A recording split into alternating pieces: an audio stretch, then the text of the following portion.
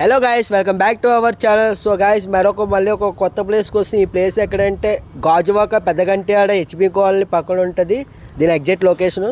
దాని లోపలికి వచ్చి విగ్రహాలన్నీ ఏవే టైప్స్ అంటే డిఫరెంట్ ఉంటాయి కదా.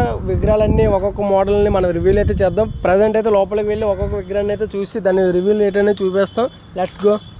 ఫస్ట్ ఆఫ్ ఆల్గా ఈ విగ్రహం చూడండి, మన కృష్ణ అవతారం విగ్రహం. ఇది యాస్టేజ్ కృష్ణ రాధాకృష్ణ. ఎగ్జాక్ట్గా ఇది వచ్చేసరికి శివుడు అవతారం.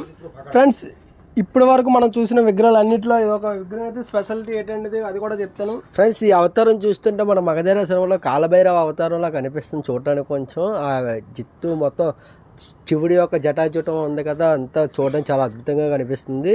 కానీ నాకు ఒక డౌట్ మాత్రం వస్తుంది ఫ్రెండ్స్, ఇది ఎందుకు కాల్చారో నాకు ఇప్పటికీ తెలియట్లేదు. వాళ్ళకి అడిగితే వాళ్ళకి తెలుగు రాదు కాబట్టి, బెంగాలీ కాబట్టి మనం ట్రాన్స్లేషన్ చేయలేము మనం.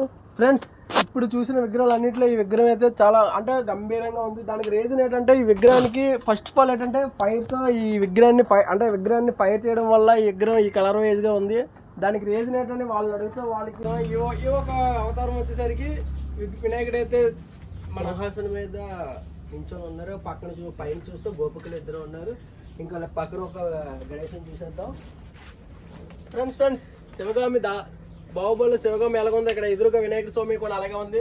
సో ఫ్రెండ్స్ చూడండి, ఇక్కడ మన గణేశుడు పైన పరమశివుడు ఉన్నాడు, తన తండ్రి అయిన. ఇటువైపు రెండు వైపులు సిద్ధి బుద్ధి అనుకుంటా. ఇంకా కొంచెం ముందుకు రండి. అయితే మన తిరుపతి ఏడుకొండల వారి స్వామి గారు ఉన్నారు ఇక్కడ. ఫ్రెండ్స్, ఇదైతే చూసారు ఎగ్జాక్ట్ గా తిరుమల తిరుపతి వెంకన్న స్వామి ఎలాగైతే ఉన్నారు యాస్టేజ్ గా ఇక్కడైతే విగ్రహం తన రూపం అదే అవతారంలో అయితే విగ్రహం ఉంది. ఫ్రెండ్స్, ఇంకొంచెం ముందు రండి. ఇక్కడ చూడండి, ఈ యొక్క దశావతారం విగ్రహం విష్ణుమూర్తి పైన అవతారం ఉండి కిందన మన వినాయక స్వామి అయితే ఉన్నారు. ఫ్రెండ్స్, ఇక్కడ ఇంకొకటి ఏంటంటే మీరు ఎప్పుడు చూడడం ఒక విగ్రహం అయితే ఉంది.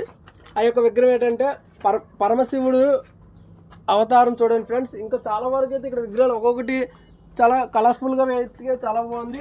మ్యాక్సిమం ఆల్మోస్ట్ ఇక్కడ అన్నీ ఆర్డర్ అయిపోయాయి ఫ్రెండ్స్ చూడడానికి. ఎందుకంటే ఒక్కొక్క విగ్రహం చాలా డిఫరెంట్గా ఉంది కాబట్టి నాకైతే చాలా బాగా నచ్చిన వినాయకుడు బాలగణేశుడు వినాయకుడు చాలా అద్భుతంగా ఉంది చూడడానికి. ఇది చూడండి, బాలగణపతి వినాయకుడు. ఇదైతే చూడడానికి కూడా చాలా అందంగా ఉంది. ఇది మేము గివ్ అప్ ఇద్దాం అనుకున్నా కానీ ఆర్డర్ అయితే అయిపోయింది ఇది. ఫ్రెండ్స్, మీరు అందరికీ ఇంకొకటి ముఖ్యంగా ఏం చెప్పాలనుకుంటున్నాం అంటే ఇక్కడ విగ్రహాలన్నిటికీ చాలా వేజ్గా బాగున్నాయి. ఫ్రెండ్స్, ఒక్కొక్క విగ్రహాన్ని ఫ్రెండ్స్ మీకు ఒక విగ్రహం అయితే చూపిస్తున్నారండి.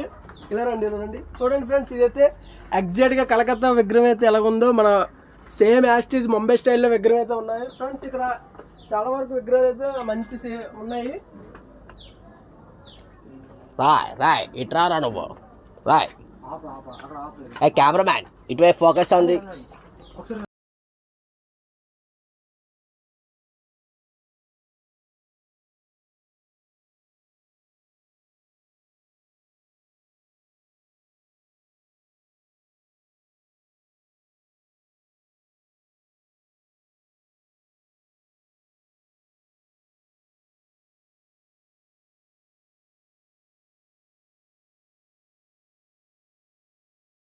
ఫ్రెండ్స్, సుజాత ఇక్కడ ఒక విగ్రహం అయితే ఉంది. ఒక విగ్రహాన్ని చూపిస్తాడండి.